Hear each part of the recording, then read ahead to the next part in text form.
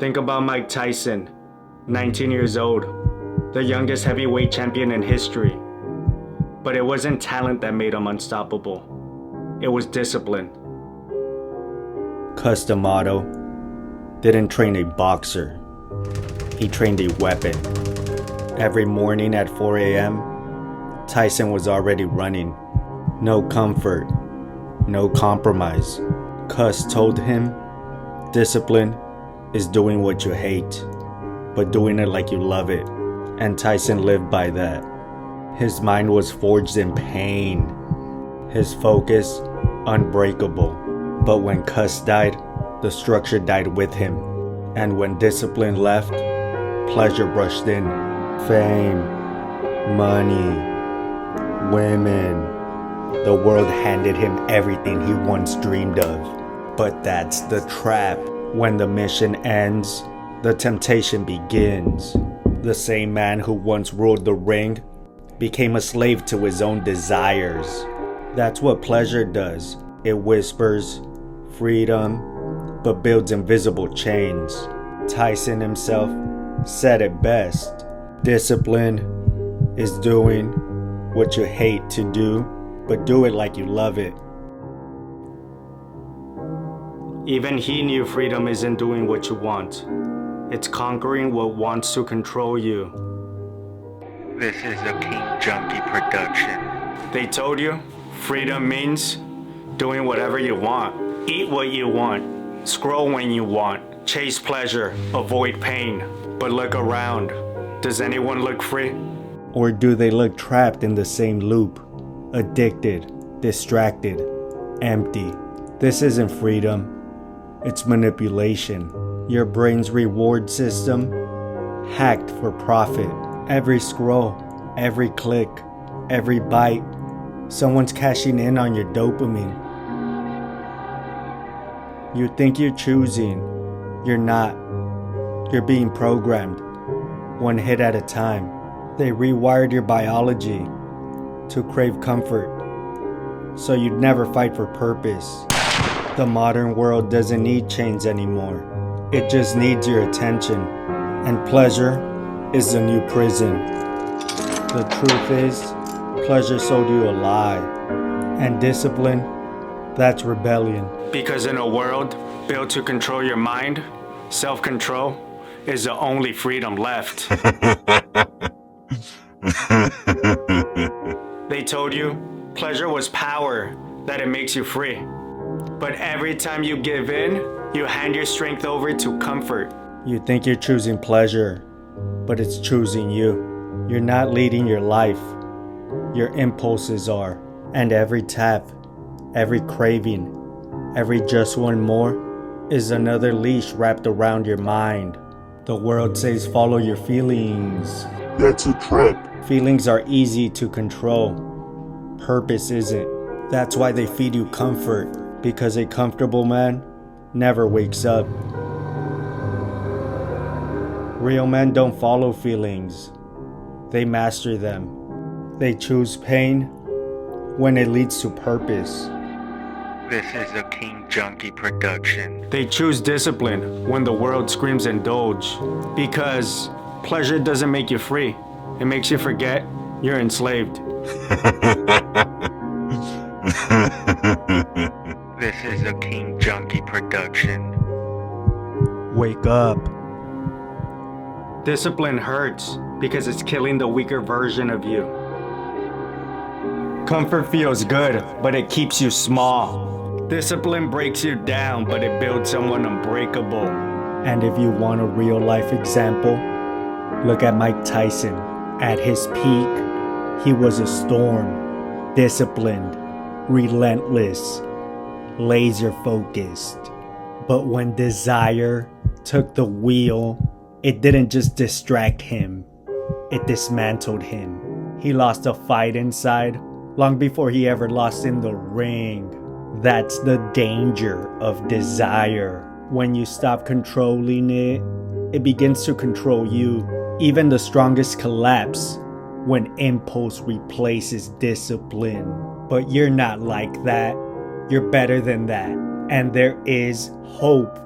Tyson rebuilt himself. You see, he took ownership of his past, faced his demons, and climbed back with humility and control.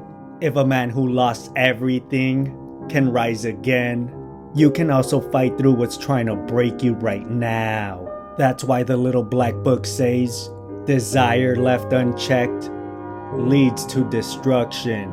That's James 1:15 if you want to look it up. Don't quote me though. I'm paraphrasing. I'm not religious. I'm just a messenger. And my message is for the black sheep, the one who's been rejected. Your desire doesn't have to destroy you. Your discipline can save you. Because with discipline comes freedom, and the man who chooses discipline today gets to rewrite his life story. What you don't realize is, every outcast reaches a turning point, and yours is closer than you think. Before we dive in, hit subscribe. You'll learn how to level up and live like the top 1%. Mike Tyson didn't become a legend because he was gifted. He became a legend because he learned how to dominate himself. That's real. The black sheep became a world champion the moment he realized his real opponent was his own desires. And the Bible speaks on this. I discipline my body like an athlete, training it to do what it should. 1 Corinthians 9:27 NLT. Let's be honest, most Christian men don't live like athletes. They're soft like Charmin. Y'all soft like Sherman. Y'all it's trash, just going crazy. You know, Kobe got a deep voice, so like you hear it. Okay, maybe not that soft, but you know what I mean. Weak body, weak habits, weak discipline, and many Christian leaders lack physical strength. Psychology speaks on being strong physically before being strong mentally. Scripture shows that a disciplined body becomes a training ground for an unbreakable mind. Disciplined people don't make excuses. Come on, bro. You don't make excuses. Come on, sis. You don't make excuses. And Tyson didn't either. He made himself dangerous. He trained every part of himself: body, mind, soul, impulse, instinct, and everything in between. Because he knew the real fight happens long before you step into a ring. So what about you? Your biggest threat isn't the external environment. It comes from within. Motivation is a lie, and you're the only one built to fight for you. It begins with your own comfort. One scroll, one click, one moment of pleasure. That's all it takes to drift. But every time you choose discipline over impulse, you take your power back. Every rep, every no, every moment you don't fold, you're building the man you were meant to be. This isn't religion. This is war against your weakness. Master yourself, and you become unstoppable. This is a King Junkie production.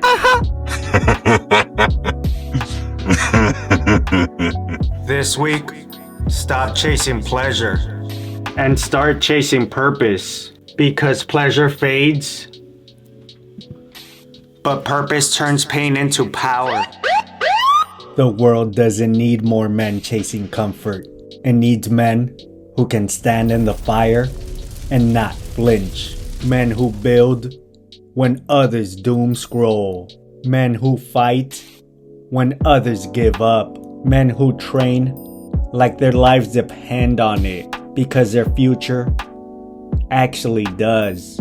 Men who build a life worth talking about instead of wasting their breath talking about others. Comment below, what's an area of your life you're choosing to discipline this week? Say it out loud, claim it, because the moment you write it down, it becomes real. Share this with someone who's fighting the same battle you are.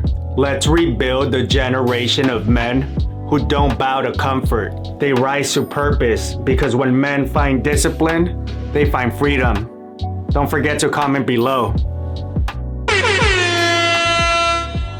This is a King Junkie production.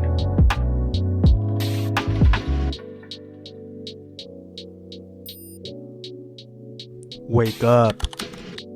To God be the glory. I win.